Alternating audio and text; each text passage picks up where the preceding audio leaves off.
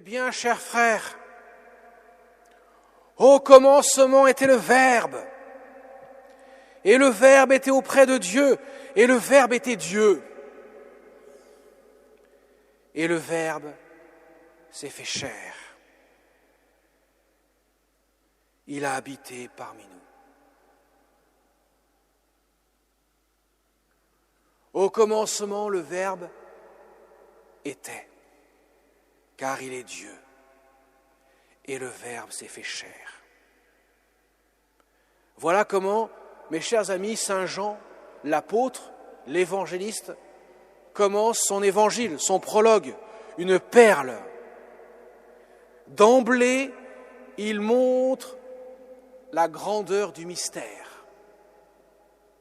Autant les autres évangélistes sont plutôt dans la description des faits qui se réalisent, qu'ils voient réaliser et qui permettent peu à peu de découvrir qui est Jésus.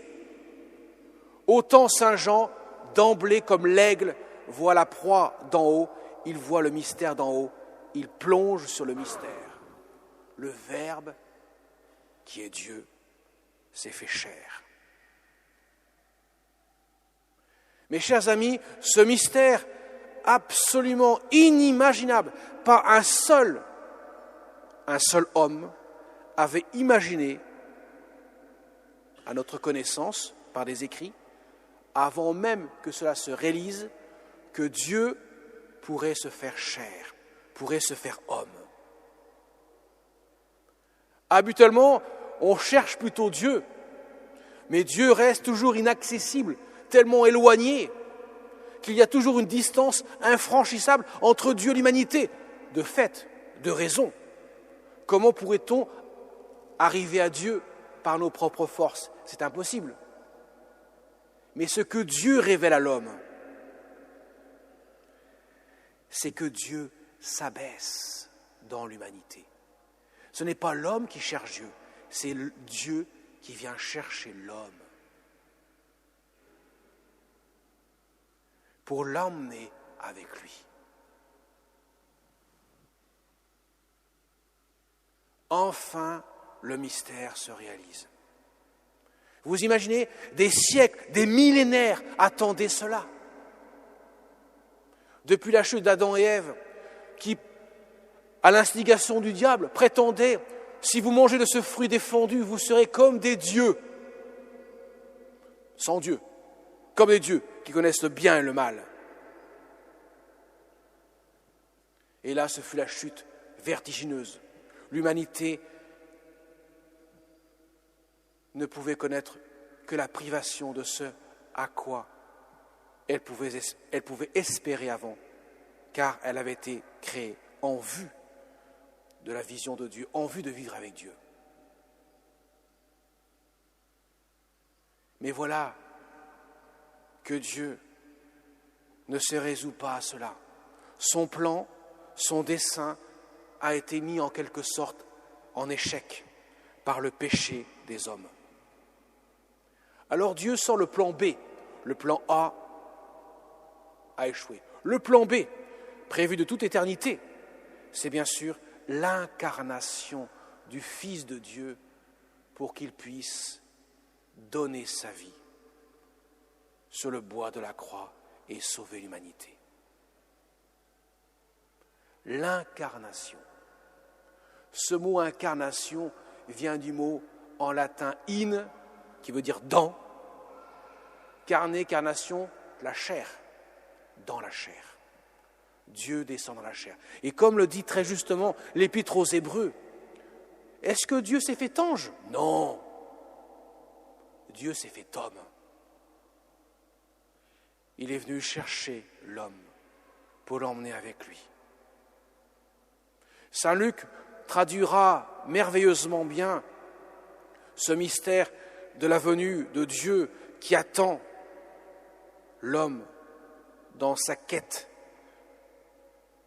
de Dieu et la réveille en quelque sorte.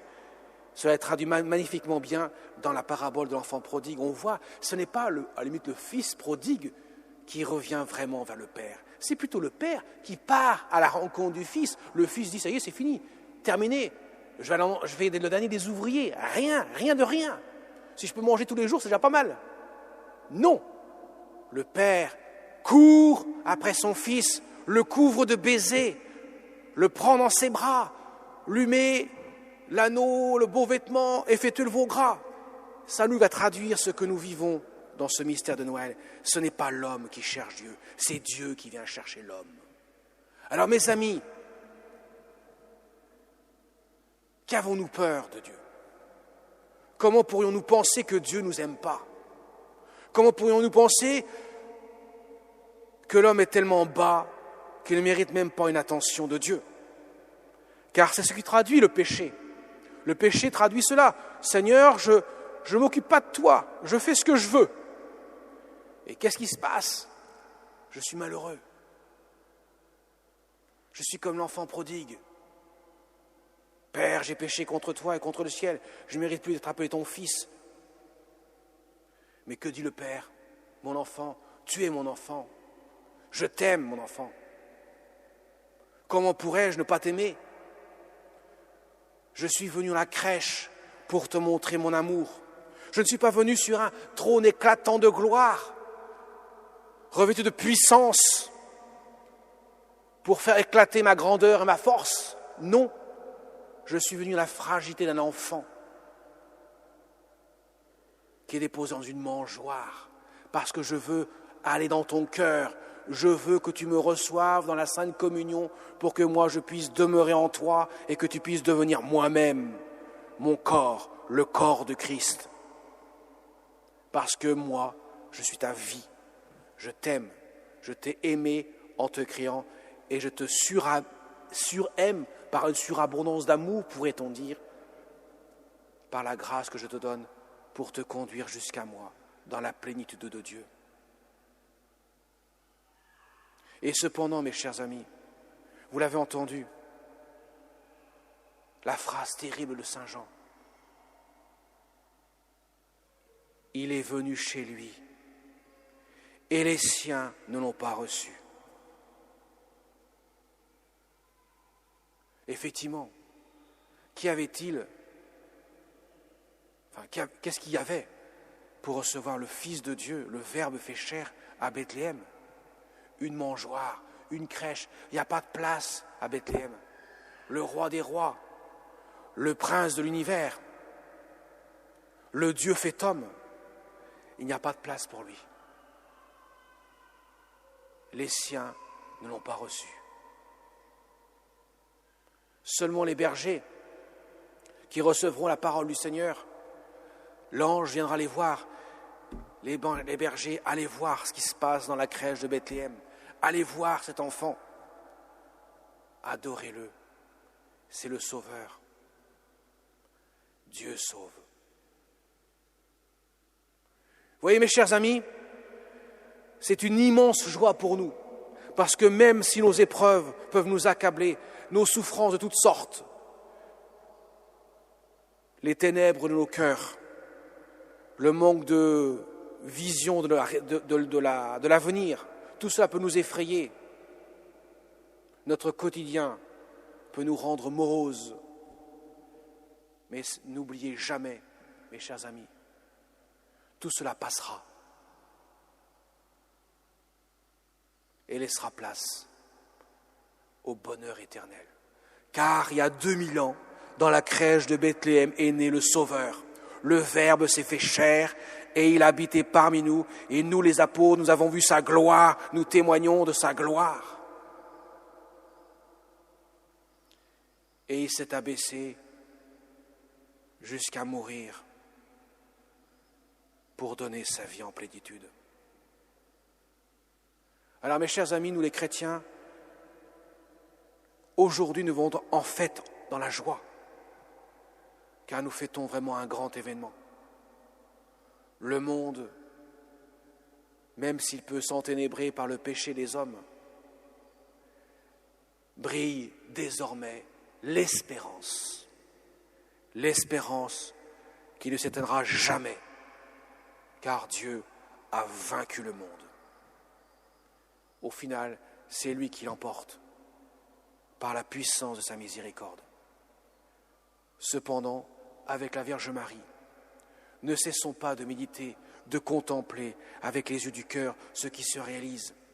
Ne cessons pas, mes chers amis, de voir la grandeur de ce petit enfant qui est venu humble parmi les humbles, parce qu'il veut frapper à la porte de notre cœur, dans l'humilité de notre cœur, pour nous dire simplement « Je t'aime, je suis là pour toi, pour que tu puisses être avec moi, car avant toi, j'étais.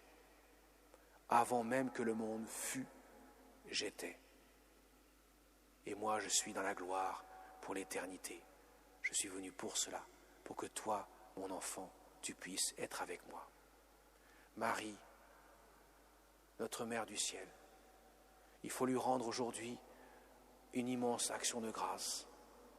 Elle qui est prosternée devant son Fils, elle qui a dit 9 mois plus tôt, que tout se fasse pour moi selon ta parole. Vous vous rendez compte que Dieu a la délicatesse de demander à sa mère, est-ce que tu veux bien que je vienne sur cette terre pour sauver l'humanité? Tant que Marie dit rien, rien ne se produit. Quand Marie dit que tout se fasse pour moi selon ta parole, tout se produit. Il s'incarne. C'est la même chose pour chacun d'entre nous. Jésus frappe à la porte de notre cœur et dit « Mon enfant, est-ce que tu veux bien que je vienne dans ton cœur? Est-ce que tu veux bien que je donne mon amour, le seul qui comble ton cœur ?» Tu dis oui, par un acte de volonté, et Dieu te sauvera. Quelle que soit l'épaisseur de ton péché, Dieu te sauvera, parce qu'il t'aime. Amen.